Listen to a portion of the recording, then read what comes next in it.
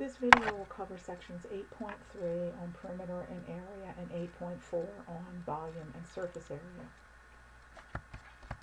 So the perimeter of a two-dimensional figure is the sum of the lengths of the sides of the figure. The area is the measure of the region within the boundaries of the figure. And here are the formulas that we have for the perimeters and areas of the figures: triangles, circles, rectangles, parallelogram, trapezoid, and we'll do the circles in a minute. Let's work a problem. Rob wishes to replace the grass on a lacrosse field. One pallet of Bethel Farm sod costs $360 and it covers 480 square feet. If the area to be covered is a rectangle with a length of 360 feet and a width of 220 feet, determine the area to be covered with sod. So we want the area of the field. So we're going to multiply the length times the width, and we come up with an area of 82,080 square feet. Determine how many pallets of sod he needs to purchase. So we know there are 480 square feet in a pallet, so we're going to take the amount in one pallet and divide that into the total area to be covered, and we come up with 171 pallets of sod. And how much is that going to cost? We're going to take the 171 and multiply it by the cost of one pallet, which is $360, so it's going to cost $61,560 to purchase the sod for the lacrosse field. The Pythagorean theorem tells us that the sum of the squares of the lengths of the legs of a right triangle equals the square of the length of the hypotenuse. And if we look at a right triangle, and the way you'll know it's a right triangle is they'll put a little square down here with the right angle. The hypotenuse is the longest side, and that's what we call the side opposite the right angle. The legs are the shorter sides of the triangle. So we know that a squared plus b squared is c squared.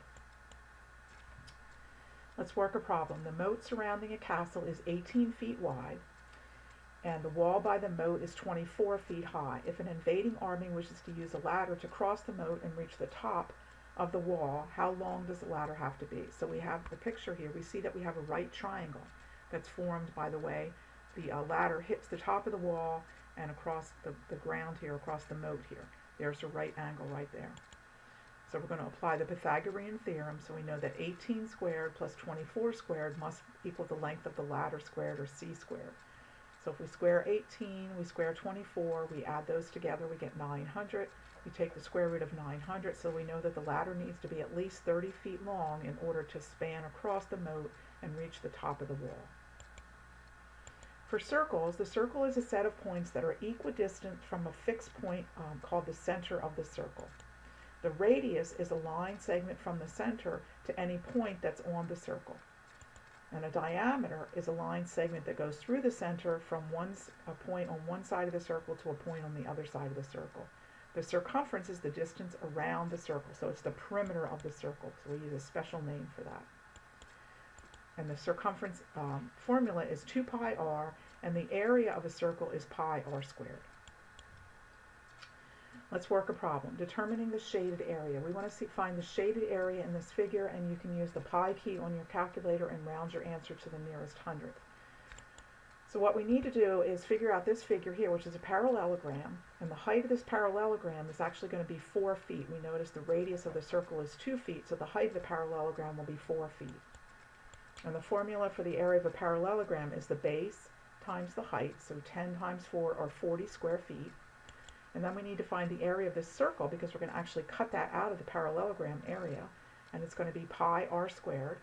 Pi times r, which is 2 squared, so 4 pi, or approximately 2.57. So to find the shaded area, we're going to subtract. We're going to take the area of the parallelogram, 40 square feet, subtract the area of the circle, and we come up with about 27.43 square feet. And we use an approximation sign because we're rounding off on the pi. And the last section in this unit is the volume and the surface area. So volume is the measure of the capacity of a three-dimensional figure. It's the amount of the material you could put inside a three-dimensional figure. Think of a cup and how much fluid you can put into a cup. The surface area is the sum of the areas of the surfaces of the three-dimensional figure.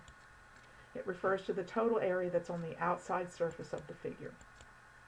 Solid geometry is the study of three-dimensional solid figures that are also called space figures. The volumes of three-dimensional figures are measured in cubic units, such as cubic feet or cubic meters. Surface areas of three-dimensional figures are measured in square feet. Again, because it's area, we're talking about square units. And here's the figures we're going to work with: a rectangular solid, a cube, a cylinder, a cone, and a sphere.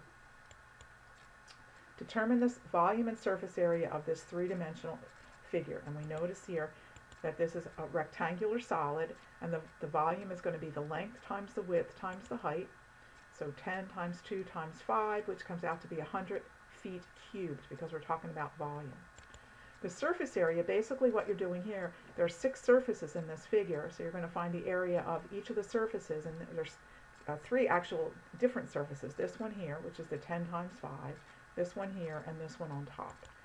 So we've got the 10 times the 2, which is this one here. There's 2 of those, and then the 2 times the 5, which are the ends. There are 2 of those, and then the sides are 5 times 10.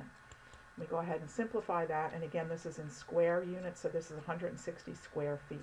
So the volume is 100 cubic feet, and the surface area is 160 square feet. Determine the volume and the surface area of the three-dimensional figure. Where appropriate, use the pi key on your calculator and round to the nearest hundredth. So the volume here, basically for the volume, what you're doing is you're finding the area of the base and then multiplying it by the height. Pi r squared is the area of the base, and then you're multiplying it by the height.